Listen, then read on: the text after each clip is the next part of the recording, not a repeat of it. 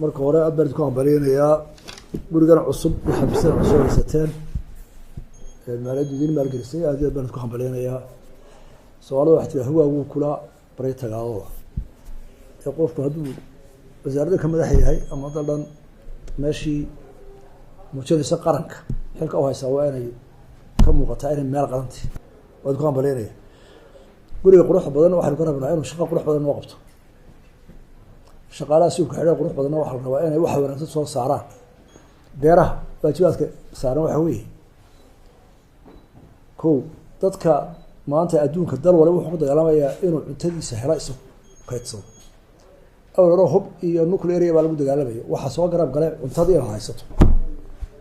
qofkii aan cuntada haysan waa loo talinaya waxaa laga yaabaa cunto aanad beeran karayn koof baa dhacay adduunka kala xidhmay dadkii aan waxa beeran daway baktiya ama silic bay ku dhamaadeen cuntadii qaalidu deedeeya marka waxaan isku diidaneen dalkeena cunto ugu filan waa laga soo saari karaa mas'uuliyadda in la soo saaro cidda qaabilsanna waa wasaaradda beeraha laba kama rabna iyadoo inay noqoto wasaaradda wax beerta oo laga saaray inay shaqaalo badan iyadoo beeraha gasho waxa laga rabaa inay qarankii ku hogaamiso inuu wax soo saaro rayga inuu aad garan waxa laga rabaa qaranka oo dhan gobolada inaad ku hogaamiso inay wax badan soo saaraan marka hore inaad aqoon sheegto marka dambe inaad ku hogaamiso ku dhiirigeliso inay soo baxaan mar saddexaadka waxa soo baxaya inaad u sheegto natiijadeedii waxa soo baxay isla soo inuu taa xoog saaro weey labadii sano hore waxaan isku daynay inaan dadka tusno pilot projects beero tusaale taariikh hore raacno ilaa 60 oo beer iyo xaaxi iyo wajaan ka bilow wax badan bay tartay dadka waxa arkeen wax la beero kale way soo jeedisay laakiin inuu dadku wax soo saar xoog la soo saaro ayaynu baahan taam cireedu ma aha waxa islaamka nagu dhacda dhulkeenu xoola daaqeen buu baday marka imka waxa dhacday beeraha la doonaya beeraha la abuuro nuula meel biska ootay xoolo waa laga oday beerihii waxaan laga soo saaray wasaaradda beeruhu haddii ay beer bixiso waa inay ka hubsataa oo og tahay meeshaas inay beer ku habboon tahay laba sanad ugu badan gudaheed waa in meesha wax laga soo saara haddii ka dhow xirashada wasaaradda beeruhu waa inay talaabada u horeysa iyadu qaadaa meeshan beer ma tahay kal horaan la isku siiyay maxaad soo saarto waxba xoolo daaqin weey maaru kala xirto muran weyn baa ka dhex taagan xoola dhaqatadii iyo dadka dhulka oodanay ma beerley dhulka dadka beera dhaqatadu way ka xoolo dhaqatadu way ka faa'iida waxay soo saareen balba ka soo go'a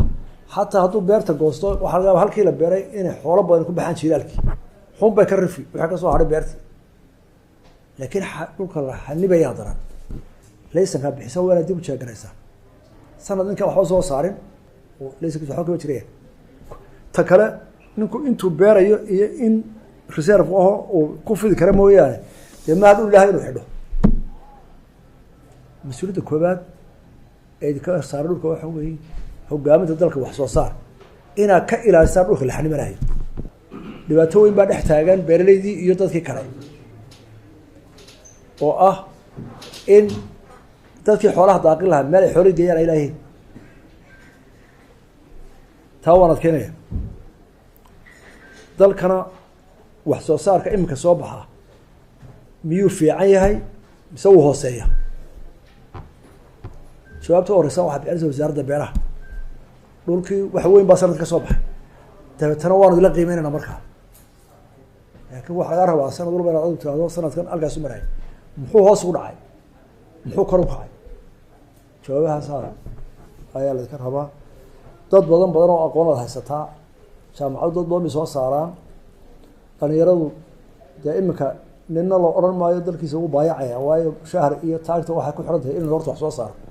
marka waxay diyaar yihiin baan qabaa dadka badankoodu in iyagu wax yar oo quuto daruuri ku shaqeeyaan marka beeraha laba qodob imika la ka sugayaa maxaa kay dalka u research baan sameynay gudidan insha Allah wax badan bay ka tari doontaa dalka waxay inoo sheegi doonaa aqoonta beeraha oo nolosha kowka ah ciida wax lagu kala beeri doono siirkeena talaalkeena sida loo sameeyo xooluhu calaf ay cunaan imika xoolo gurguuraya ma jiro xoole waa inay degaan beeraha laga rabaa inay keento maxaa cunto u wanaagsan beeraha noocyada siida kee loo beerayaa waa mas-uuliyad labaad awal hore haddii dadku cuntada ka doonay xoolina waa la rabaa in loo beero ogaada oo ku dara dee waanad ku bogadayna hawsha qabateen aada iyo aad baa mahadsantihiin haddaynu dibadda wixii Soomaaliya ka baxsan oo eegna maanta mandaqadaynu joognaa waa mandaqad xasarado badan ka socdaan ilaahay wuu inaga nabadgeliyey Soomaaliland waxaan leeyahay talada wanaagsan ee nabadda aynu walaashanayno aynu dalkeenu horumarinayno aynu xajisano doorasho inagu soo socota marxalad doorashadu galay dadka waxaan kula talinayaa ku dardaarayaa inay doorashadu noqoto mid wax noo tarteen wax bay yeelin inay noqoto game qurux badan oo si walaaltinimo iyo saaxiibtinimo iyo horumar la loo galaayo aan noqonin mid colaad iyo isnaac iyo kala fogaansho keenta taana qof waliba waxa ku xirantay siduu ka aaminsan yahay doorashada inay doorashada waxtar tahay inay wax qabs tahay in ana wax doonaya iyo ana meel ku cararaya taana dadku waxa leeyahay nabadda hala ilaaliyo doorashada hala galo oo loo diyaar garoobo af iyo adbar hala dhawro waayo markuu afka xumaado adduunku yimaadaa marka qofka campaign-ya ay ku heli maayo kursi iyo dad waxa xigtay horumarin iyo wanaag ka hadlo iyo wax dadka soo jiiday